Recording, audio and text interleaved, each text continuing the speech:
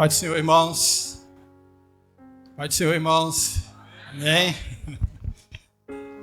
Graças a Deus por essa oportunidade de nós estarmos aqui. Primeiro culto do ano, como já foi falado. E com certeza você já sabe que a primeira mensagem do ano tem que falar de projeto, né? Tem que falar daquilo que a gente espera desse ano, daquilo que nós temos colocado assim o nosso coração para esse ano. E hoje é noite de ceia do Senhor. Mas eu trouxe uma palavra para nós, irmãos, está aqui em 2 Pedro. Gostaria de pedir que você abrisse. Capítulo 1, perdão.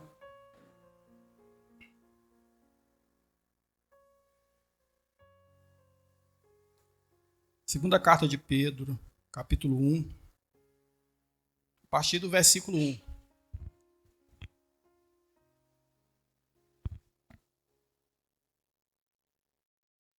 Amém?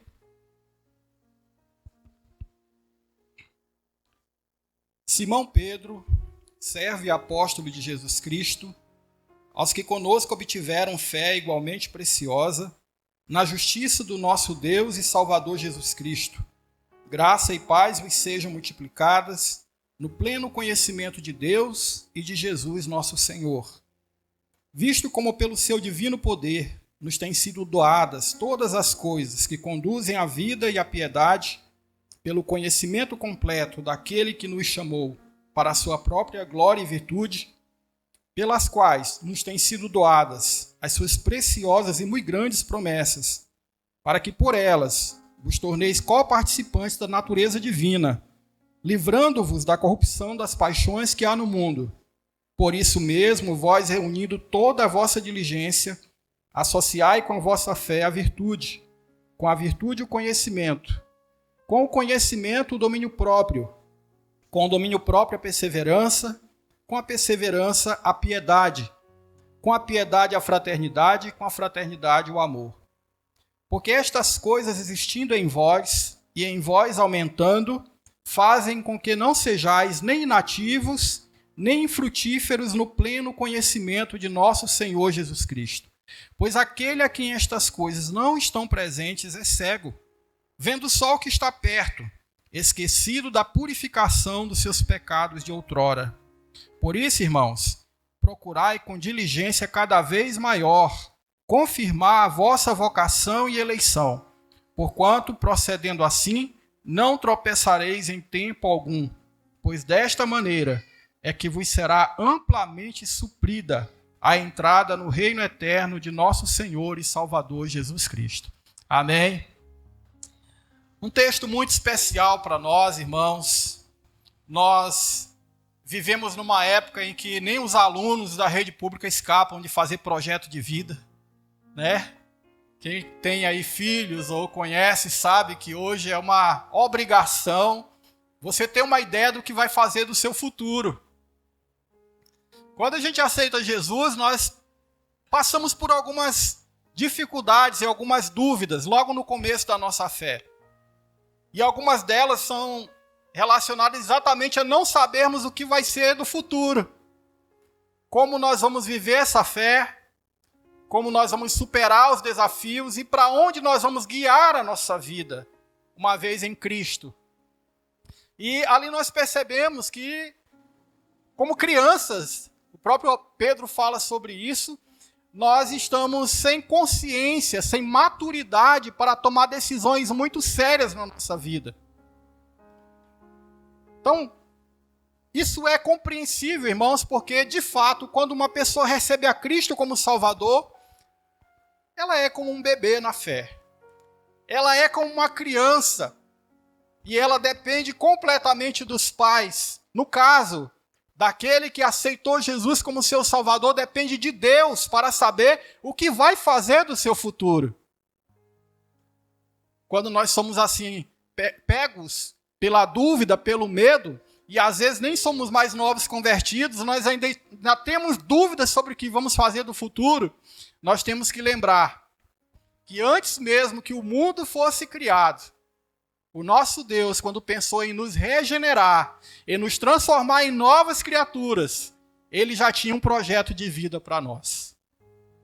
Já estava tudo prontinho, irmãos. Os nossos pais, eles têm um limite conosco. Eles vão nos acompanhar até um determinado momento da nossa vida. Depois nós vamos fazer as nossas escolhas. E nós temos que saber que vocação nós temos e temos que seguir essa vocação. Mas Deus não. Deus, quando chama o pecador, quando Ele chama o ímpio do mundo e transforma ele em filho, através de um novo nascimento, Deus tem uma vontade, Deus tem um plano, Deus tem um propósito na vida desse homem, dessa mulher. Ele tem um propósito em nossa vida. A pergunta é: nós que estamos em Cristo sabemos qual é o projeto de vida de Deus para nós? Você já sabe, passado o tempo que você anda com o Senhor, você sabe qual é esse propósito? Então a mensagem de hoje, ela tem esse objetivo, de falar desse projeto de Deus para a nossa vida. E no texto que nós lemos, que você manteve aí aberto, eu acredito, nós podemos entender de início que o projeto eterno de Deus para nós, ele tem um alvo. Está aí no versículo 2. Graça e paz vos sejam multiplicadas no pleno conhecimento de Deus e de Jesus, nosso Senhor. O propósito eterno de Deus para a sua vida, para a minha vida, é que nós tenhamos graça e paz multiplicadas de forma infinita. De forma infinita. Nós chegamos até Deus sem graça e sem paz. Nós chegamos até Deus desesperados por graça e paz. E Deus tem desde o princípio, desde a eternidade, o propósito de chamar seus filhos do mundo para dar a eles graça e paz infinita. Mas a gente observa aqui, irmãos, nesses 2 primeiros versículos de Pedro, algumas condições e uma conclusão. Nos 2 versículos nós observamos aqui a saudação de Pedro, na abertura dessa carta que ele escreve aos irmãos que estão dispersos por toda ali aquela região da Ásia. E na primeira carta dele ele se preocupa de juntar esses irmãos, de manter esses irmãos na fé, mas agora na segunda carta, Pedro está preocupado com as heresias, com os falsos ensinamentos, com os falsos mestres. E agora ele está se dirigindo a esses irmãos porque ele quer orientar a fé desses irmãos. E aqui ele fala uma coisa interessante. O que para nós é apenas uma saudação, que às vezes a gente diz até sem pensar, graça e paz, paz do Senhor. Aqui parece que tem uma essência. A essência do plano, do projeto de Deus para nós. Porque quando ele diz, olha, graça e paz vos sejam multiplicadas. Agora aqui nós temos uma condição. Porque se o projeto eterno de Deus para a sua vida é encher você de graça e de paz, e você já recebeu Cristo como seu Salvador, amém. Vamos para casa agora. Está tudo resolvido. Mas observa aqui as condições. Nem todo mundo recebeu Cristo como Salvador. Aqui Pedro diz que no versículo 1, aos que conosco obtiveram fé igualmente preciosa na justiça do nosso Deus e Salvador Jesus Cristo. Olha, só pode ter graça e paz quem de fato está coberto com a justiça do Senhor Jesus Cristo. Para começo de conversa, nós só podemos falar de uma vida plena de graça e paz para aquele que participa da mesma fé que Pedro tinha. Ele diz essa fé igualmente preciosa para mim e para vocês e para todos. Aquele que está coberto com a justiça de Jesus, aquele que foi perdoado, esse é um candidato, esse é alguém que está eleito para receber graça e paz. Amém? Mas não é só isso. Pedro vai falar no versículo 2 também, graça e paz vos sejam multiplicadas, onde? No pleno conhecimento de Deus e de Jesus, o nosso Senhor. Aqui temos a nossa segunda condição para nós vivermos o projeto de graça e paz infinito de Deus em nossa vida. Não basta apenas você ser justificado. Não basta apenas você ter sido perdoado dos seus pecados. Você precisa crescer até ter o pleno conhecimento do Senhor Jesus Cristo. Irmãos, nós observamos aqui que graça e paz, que eu vou falar um pouco mais depois, explicar melhor, na verdade, é resultado de relacionamento com Jesus. É resultado de conhecimento de Cristo. E nós vamos falar um pouquinho disso essa noite. O Senhor, Ele nos preparou para nós vivermos na terra e depois passarmos a eternidade desfrutando dessa graça e dessa paz que nasce do relacionamento com o Senhor Jesus Cristo. Irmãos, o Senhor tem um destino para nós. Conhecer Jesus cada dia um pouco mais. Isso vai durar a eternidade. Vai provar para nós que essa paz, essa graça infinita, ela só é efetiva. Eu quero que você pegue isso no começo dessa palavra. Você aceitou Jesus. Você está eleito para essa graça. Você está apto. Mas ela só vai acontecer, só vai ser efetiva na sua vida quando você toma a decisão de fazer de Jesus o seu projeto de vida. Do conhecimento de Cristo, a razão da sua existência. Conhecer Jesus é a razão da sua existência? Obrigado, meu irmão. O destino de Deus para nós é o eterno conhecimento dele, produzindo felicidade eterna.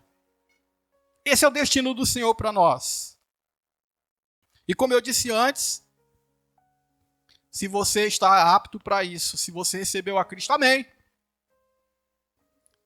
Mas nós precisamos conhecer um pouco melhor. Porque às vezes você pode dizer assim, olha, pastor, eu já estou justificado por Cristo, Jesus é meu projeto de vida, eu estou tentando conhecer o Senhor e estou vivendo a minha vida cristã. Mas quando nós falamos aqui, irmãos, de Jesus ser o projeto de vida de Deus para nós, nós estamos falando apenas do alvo. Apenas que Deus pensou nisso desde o começo, lá na eternidade. Que nós vivêssemos a nossa vida para conhecer a Cristo. Esse é apenas o alvo. Mas você sabe como fazer isso? Você sabe como conhecer Jesus? Você sabe como beber dessa fonte? Nós vamos continuar vendo aqui o que Pedro fala. E nós vamos começar falando aqui da centralidade de Jesus nesse projeto. É o que Pedro vai falar do versículos 3 ao 11. Nós vamos falar aqui por que Deus fez do nosso projeto de vida conhecer Jesus. Do que Deus nos proveu para que nós conseguíssemos conhecer a Jesus. E o que Deus espera que façamos para não interromper esse conhecimento de Cristo. Vamos falar disso. Observe o verso 2, irmão. Por que Deus fez do nosso projeto de vida conhecer a Jesus? Por que Ele fez da condição da nossa felicidade, da nossa vida de graça e paz, conhecer a Cristo? Primeiro, no versículo 2, porque Jesus é a fonte dessa graça e dessa paz. Já vimos aqui, graça e paz vos sejam multiplicadas. Quem pode ler comigo? No pleno conhecimento de Deus e de Jesus. Hernandes Dias Lopes, ele disse para nós que a graça é a planta, a paz é o fruto. Que as duas coisas andam juntas. Então, na verdade, ter paz é um resultado de estar debaixo da graça de Deus. Nós não podemos viver uma vida feliz sem a graça de Deus. Nós não podemos dizer que temos paz se nós não temos a graça de Deus. E nós não podemos dizer que temos a graça se de fato nós não estamos vivendo nessa paz, não estamos colhendo este fruto que é a paz na nossa vida. Como está o seu coração? Por exemplo, esse ano que se inicia, ele tem iniciado para você como? Conturbado, um ano de preocupações. Olha, irmãos, uma das vantagens da igreja é que nós não precisamos ser um povo que tem pensamento positivo somente. Há um ensinamento por aí que se nós pensarmos de forma positiva, as coisas vão dar certo. Nós não vamos ter problema. E tem pessoas que dizem até assim, olha, faz o seguinte, a melhor coisa é você fingir que os problemas não existem. Você faz de conta que eles não existem. E eles vão deixar você em paz. Mas a paz que o Senhor está prometendo aqui é a paz que vem da minha convivência com Jesus. Ele é a fonte da paz. Quando eu estou na presença de Jesus, buscando a pessoa dele, o meu coração vê o mundo com uma perspectiva diferente. O mundo é visto com outros olhos por aqueles que temem, daqueles que andam, que estão com Jesus. Eu gostava muito de dizer, até esqueci disso, mas lembrei aqui agora. Algo que eu ouvi um tempo atrás, muitos anos atrás, de uma propaganda que passava na TV, um comercial, propaganda, nessa da época era propaganda. Só quem tem mais aí de 40 vai lembrar, né? Agora a gente é comercial, né? E falava assim, que a diferença, mostrava um quadro no museu e as pessoas observando aquele quadro. E o slogan dizia assim, a diferença entre uma coisa e a mesma coisa é a forma como nós olhamos para ela. É a mesma coisa para mim, a mesma coisa para você, é o mesmo objeto, é o mesmo problema, é a mesma dificuldade, mas nós podemos olhar de uma forma diferente. E nós podemos olhar com uma atitude diferente quando nós conhecemos e vamos conhecendo cada vez mais quem é o nosso Senhor. Quem é Jesus para nós? Isso, irmãos, vamos ver daqui a pouco, não é um conhecimento intelectual. Não é simplesmente você saber que a Bíblia está certa. Não é simplesmente você ouvir falar que Jesus nasceu há 2000 anos atrás, que ele derramou o seu sangue por nós, que ele cumpriu o propósito do Pai redentivo para nós. É você conhecer esse Jesus e ter falado com ele hoje. É você ter tido um tempo maravilhoso com ele hoje sozinho. É você saber quem ele é para você no seu dia a dia. E ele é seu amigo. É aí a fonte da paz, a fonte desta graça que Pedro está falando, está na convivência com Jesus. Então, ele é a fonte da graça e da paz. Deus colocou ele como o nosso projeto de vida. Nós temos que viver para conhecer Jesus. Porque diz aí no versículo 3, na parte B. Vou ler o versículo todo para fazer sentido. Visto como pelo seu divino poder nos têm sido doadas todas as coisas que conduzem à vida e à piedade. Prestem bem atenção, pelo conhecimento. Amém? Repitam comigo, vou fazer igual o pastor que eu estou. Pelo conhecimento completo daquele que nos chamou para a sua própria glória e virtude. Qual é o tamanho do conhecimento que Deus pretende que você tenha a respeito de Jesus? Pleno, completo. Amém? Conhecimento completo. E, irmãos, eu continuo criança.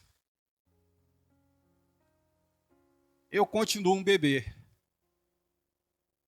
Mas sabe de uma coisa?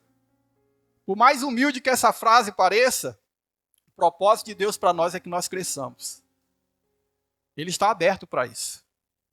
Ele está disponível para você. Ele está disponível para mim. Ele quer que nós cresçamos. Em todos os lugares do Novo Testamento, nós vamos observar essa abertura, e do Antigo também, essa abertura de Deus para que nós possamos conhecê-lo melhor.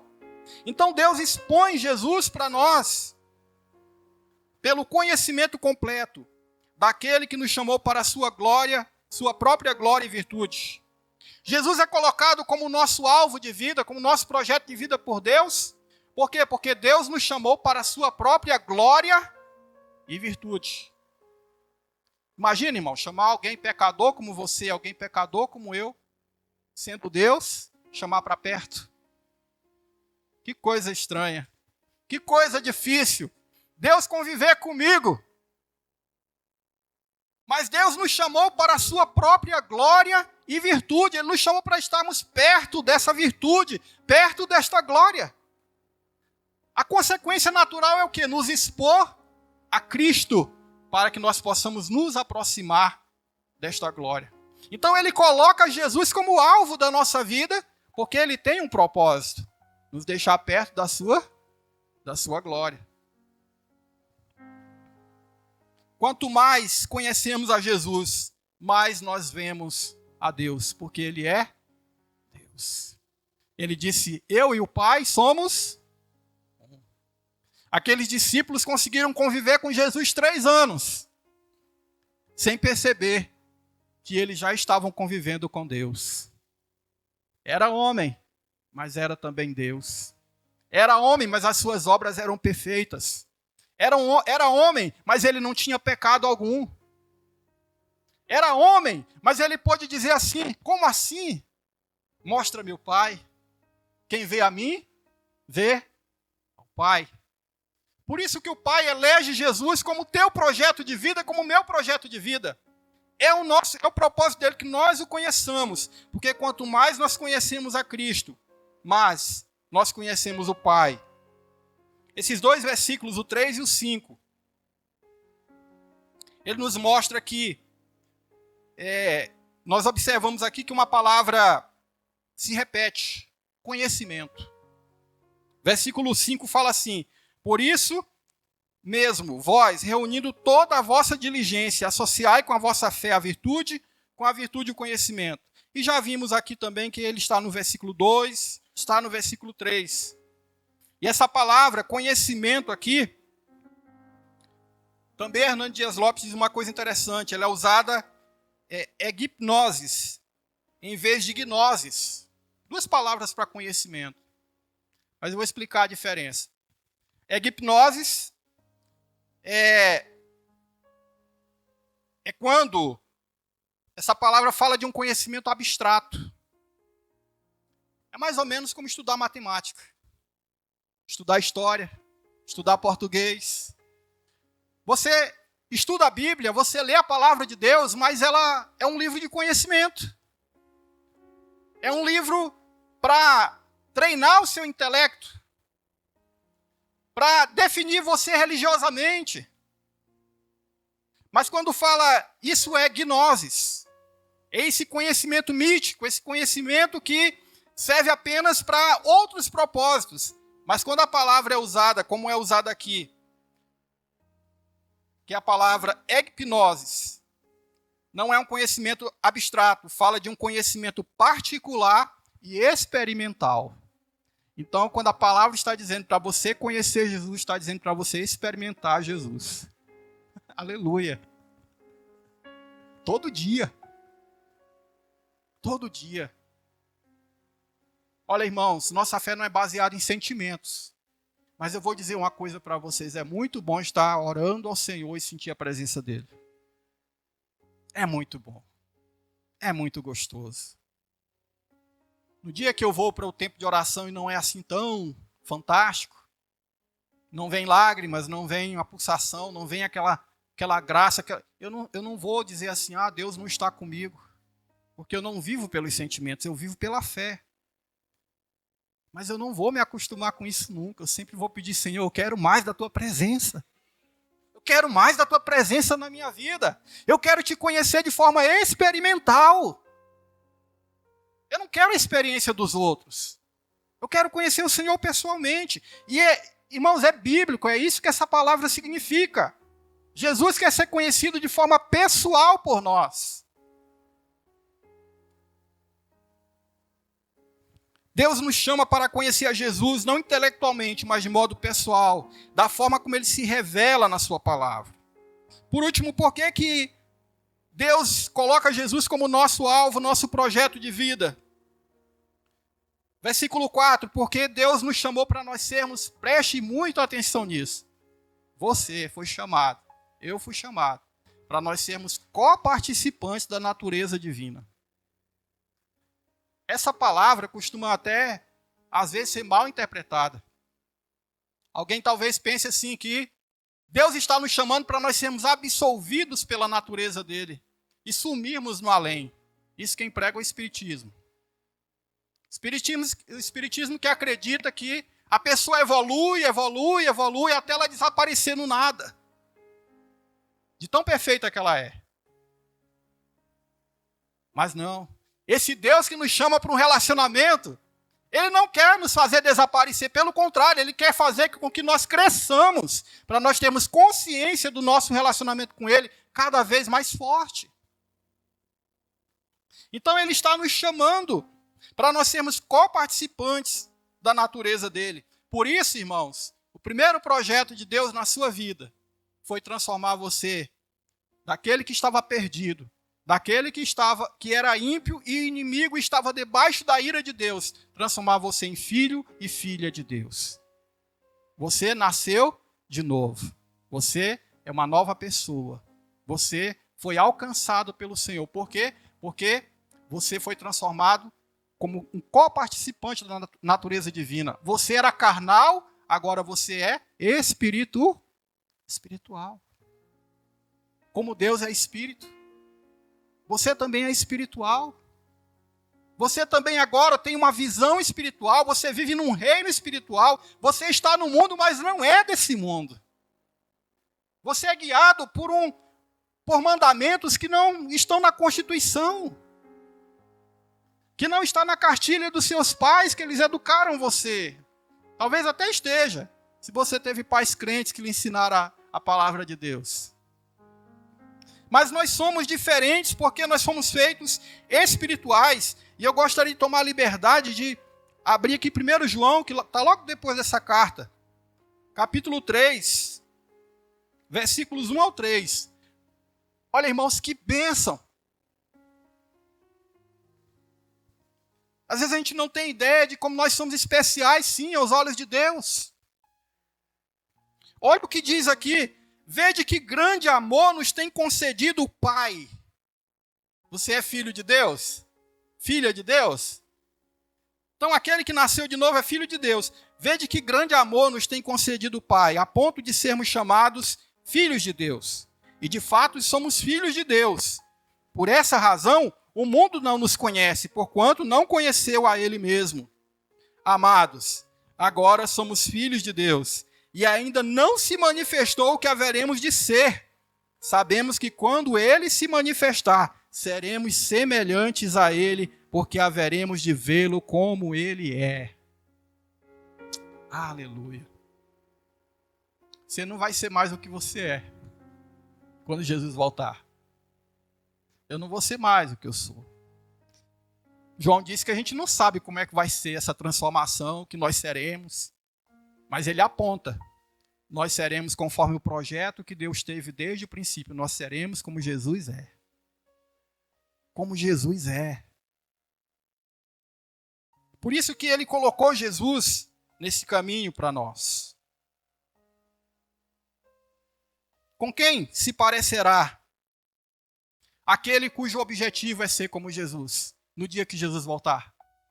De acordo com João, essa pessoa será como Jesus, filho amado do Pai. Com quem se parecerá aquele que desprezou a Cristo, aquele que viveu para si mesmo, aquele que não reconheceu o Salvador naquele dia? Ele se parecerá com o inimigo de Deus, ele estará envolvido com as trevas. Naquele dia, ele não terá lugar na casa de Deus, entre o povo do Senhor. Nós somos participantes dessa natureza espiritual, irmãos. Esse é o motivo, nós falamos aqui do motivo pelo qual Deus colocou Jesus como nosso projeto de vida. E eu já faço uma pergunta de recapitulação para você. Diante do que você ouviu, você pode dizer hoje, Jesus é de fato quem eu estou buscando para imitar, para aprender, para crescer, para conhecer de forma experimental? Muito bem. Agora Deus, irmãos, Deus é tão bom, é tão bom, é tão bom, que Ele colocou Jesus como teu alvo, meu alvo. Mas Ele não disse assim, olha filho, agora imita o perfeito, aquele que é perfeito. Ele providenciou os recursos que nós precisávamos para nós conseguirmos imitar Jesus. Até o que você precisa, o poder, a capacitação, as virtudes para você ser santo como Jesus é santo. Deus proveu. E é isso que nós vamos ver agora, versículos 5 ao 8. Olha como começa. No versículo 3, Pedro diz, visto como pelo seu divino poder nos tem sido o que, irmãos? Doadas todas as coisas que conduzem à vida e à piedade. Todo projeto, irmãos, tem demandas, tem necessidades, precisa de recursos. E o projeto de Deus na tua vida também precisa de recursos, mas não é dinheiro.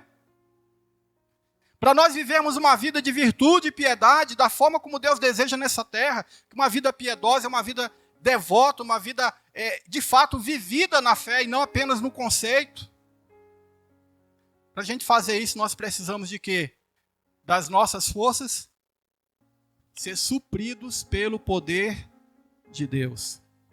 E a palavra mostra para nós, eu acho que está mostrando aqui não, né? Mas já saiu. Pelo seu divino poder nos tem sido doadas. Você recebeu uma doação do céu. Aleluia! E essa doação é o quê?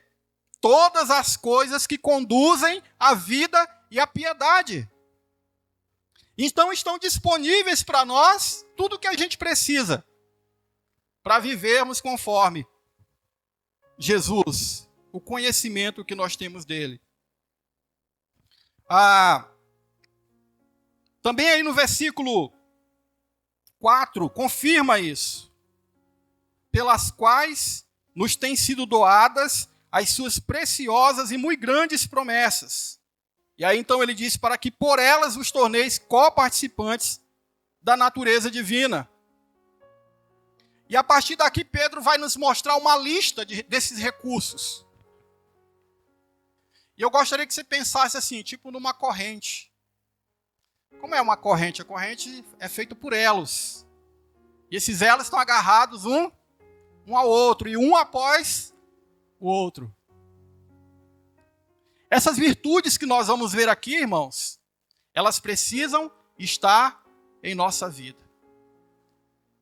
Porque uma coisa é nós termos sido eleitos por Deus.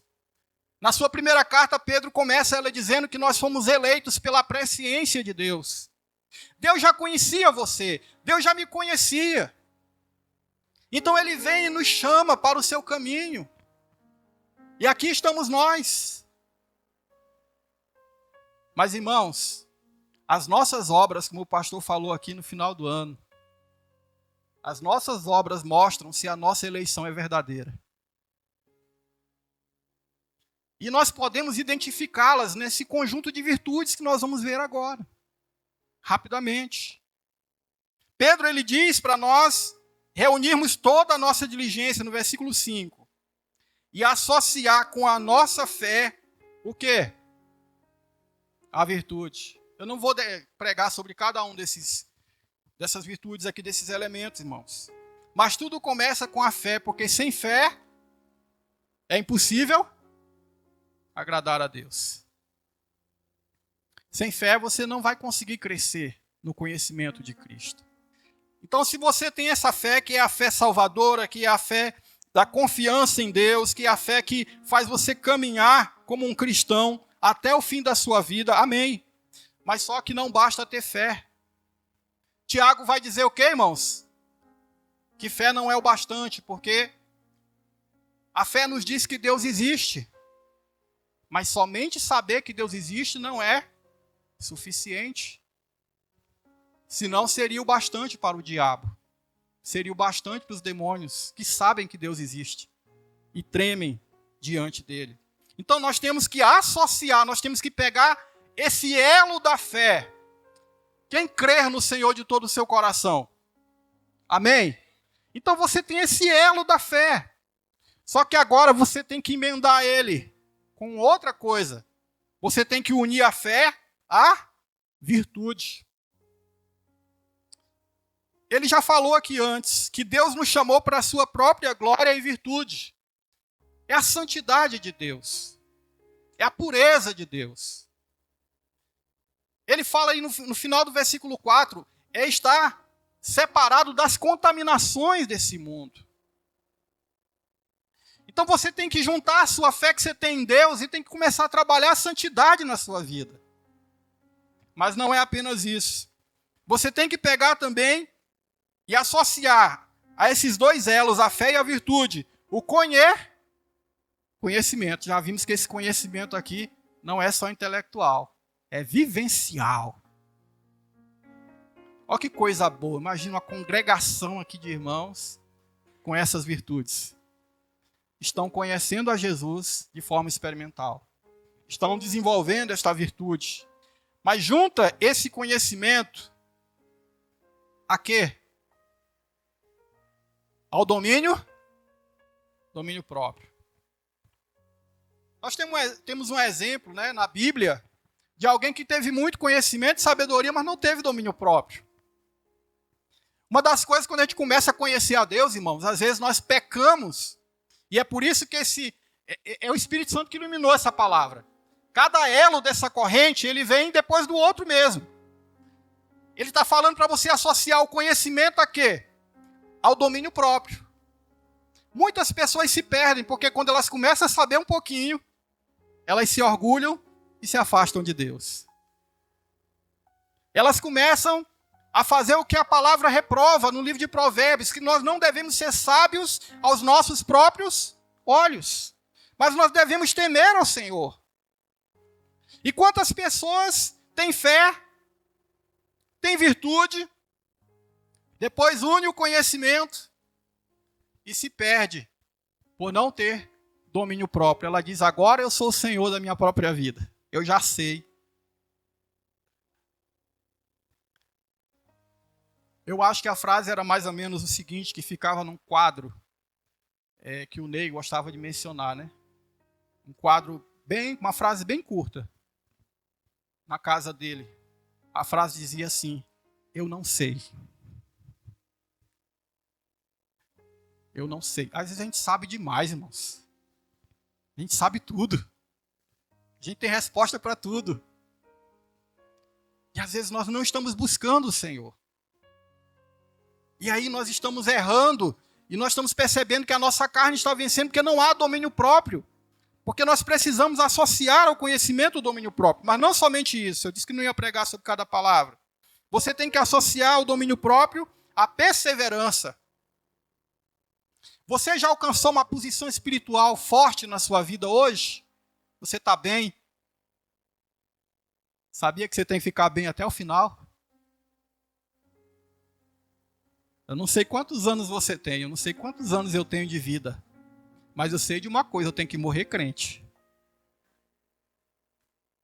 É perseverança, irmãos. Nós temos que morrer crente. Tanta gente passeando pelo mundo. Tanta gente brincando com a sua alma. Achando que a coisa é assim.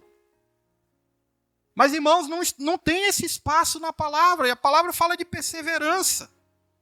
E ainda fala que para nós ligarmos a essa perseverança, voltando a palavra aqui, a piedade. Aí, ó, nós já falamos da virtude que Deus nos chamou, agora a piedade também. Eu vou resumir com poucas palavras. Não basta você morrer crente. Você tem que morrer um crente feliz. Tem gente que morre crente carrancudo. Parece que não está indo para o céu. Né? Uma cara de infelicidade. Revoltado com todo mundo. Ai, porque me fizeram mal.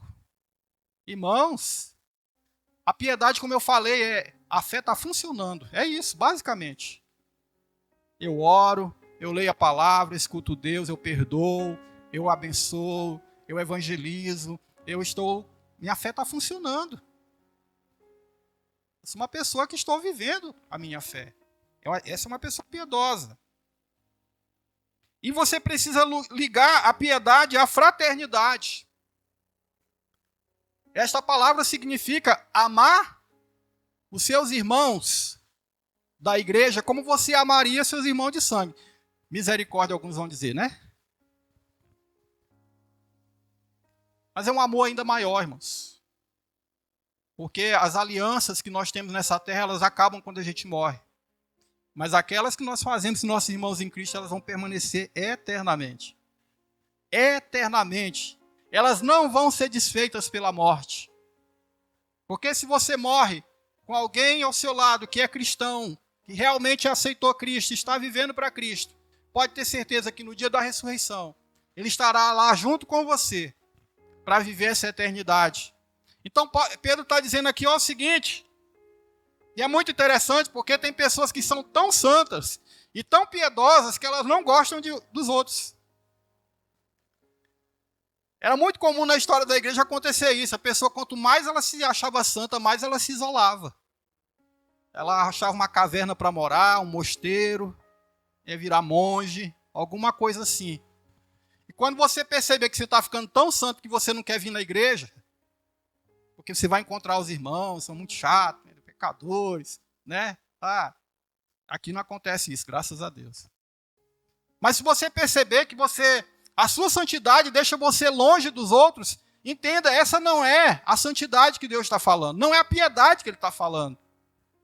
Irmãos, a pessoa que está conhecendo Jesus na intimidade, andando com Jesus, ela começa a amar o povo de Jesus como Jesus ama. Eu acho que ninguém engoliu mais seco, vamos dizer assim, do que o próprio Cristo, do que o Senhor, convivendo com os homens, convivendo conosco. Certa vez eu estava meditando naquela passagem onde Jesus chega para ressuscitar aquela menina de 12 anos que a gente chama de Tabita, mas ela não é, o nome dela não é essa. É Talita, né? Tabita. Talita. Aí a gente bota o nome nos filhos de Talita, mas não é. Talita significa menina, né? Ele diz Talita como menina, levanta e anda, né? E aí eu fico pensando, uma vez eu lendo esse texto, observando, Jesus chega na frente da casa do homem e ele diz, ela não está morta, ela apenas dorme. E a palavra diz que todo mundo começou a debochar da cara de Jesus. E eu fiquei pensando naquela, me deu um impacto, eu pensei assim, rapaz, Deus manda o filho dele do céu para rirem da cara dele aqui na terra. E ele suportar isso. E ele suportar zombaria, difamação, calúnia, mentira. Todo tipo de mal que a gente sabe até a cruz. Isso é inimaginável para nós, irmãos. Mas Jesus, ele veio por quê? Porque Jesus nos ama, ele queria pessoas, ele nos queria para ele. Por último, Pedro disse que a gente tem que juntar essa fraternidade ao amor. Nós temos que estar aqui juntos, mas não como se não estivéssemos aqui. Nós temos que estar aqui em amor. Amém? Nós temos que amar mesmo, irmãos, o nosso irmão. E aí tem uma coisa muito interessante para nós irmos para a última parte. quando o Senhor nos mostra o que Ele espera que a gente faça para não interromper esse conhecimento de Jesus. E eu quero encerrar enfatizando a necessidade de esforço. Olha, o versículo 5 ele diz: por isso mesmo, vós, reunindo toda a vossa diligência, todo o vosso esforço. O quanto estamos nos esforçando para desenvolver essa corrente que eu falei agora há pouco. Mas aí, quando a gente dá um salto, no versículo 9, versículo 8, olha o que Pedro diz, irmãos. Porque estas coisas, essas virtudes que eu falei, existindo em vós e em vós aumentando, fazem com que não sejais nem inativos, nem infrutuosos em quê? No pleno conhecimento do Senhor Jesus Cristo, nosso projeto de vida. A palavra está dizendo, persiga com coragem essa transformação da sua vida.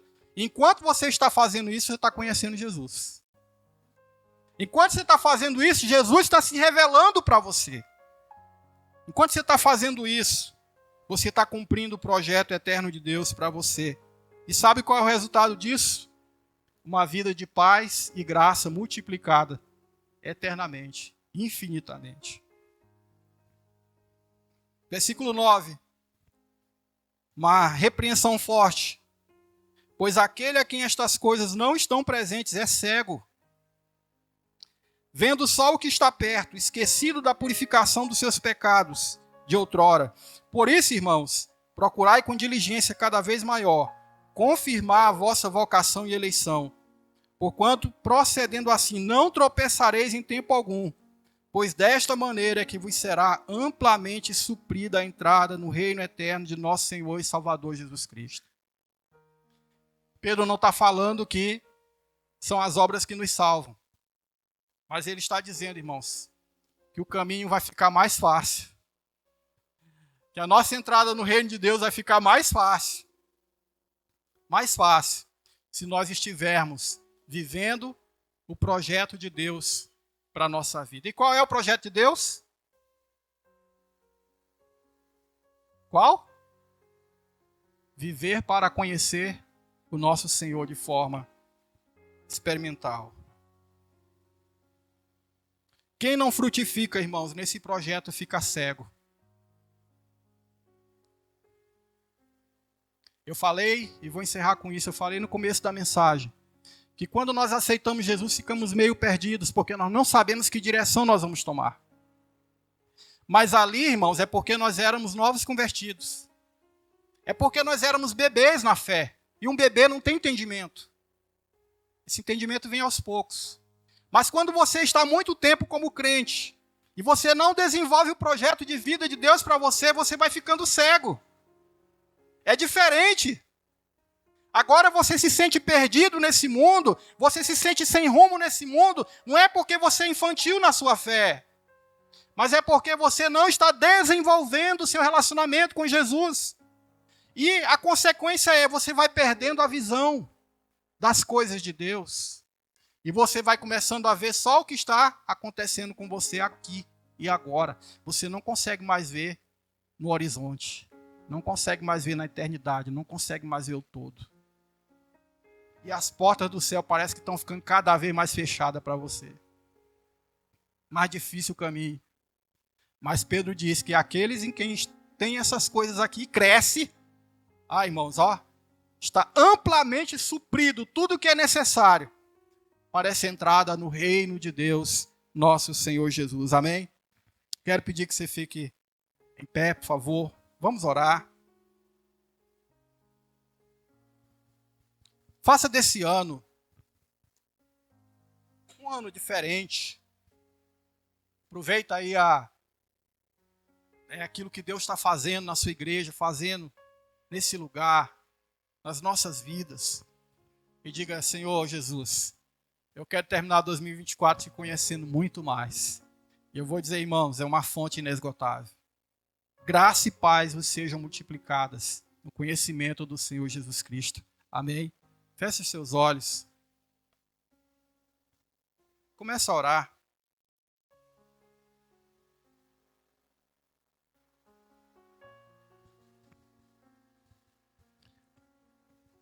Senhor, nós queremos conhecer o plano eterno. O plano eterno é Cristo. Para que nós possamos participar, Senhor Deus, da tua natureza espiritual, nos desligarmos, Senhor Deus, das obras das trevas, desse mundo, para que no dia da revelação de Jesus nós sejamos como Ele é. Senhor, faz de Jesus o nosso espelho agora, o nosso alvo agora. Ah, Senhor, muitas das vezes a gente quer a paz, a gente quer a graça. Nós queremos viver, Senhor Deus, essa bênção sobre a nossa vida. Mas ela é resultado de relacionamento com o Senhor. Ah, Espírito Santo, nos ajuda. Nos ajuda. Ó Deus, nós queremos todos os dias conhecer um pouco mais o Senhor.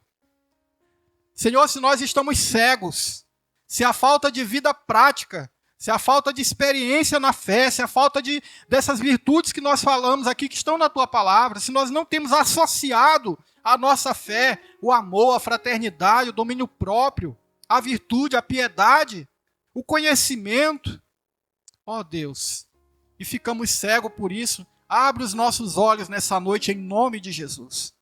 Abre os nossos olhos em nome de Jesus. Oh Deus, em nome de Jesus, que nós comecemos a crescer, que nós comecemos a desejar o nosso dia, antes de qualquer coisa, estar com o Senhor. Em nome de Jesus, para que nós possamos enxergar longe, muito longe nesse projeto do Senhor para nós. Ah, Pai, muito obrigado por essa palavra. Nós te agradecemos no Teu nome santo. Amém. Amém, amém.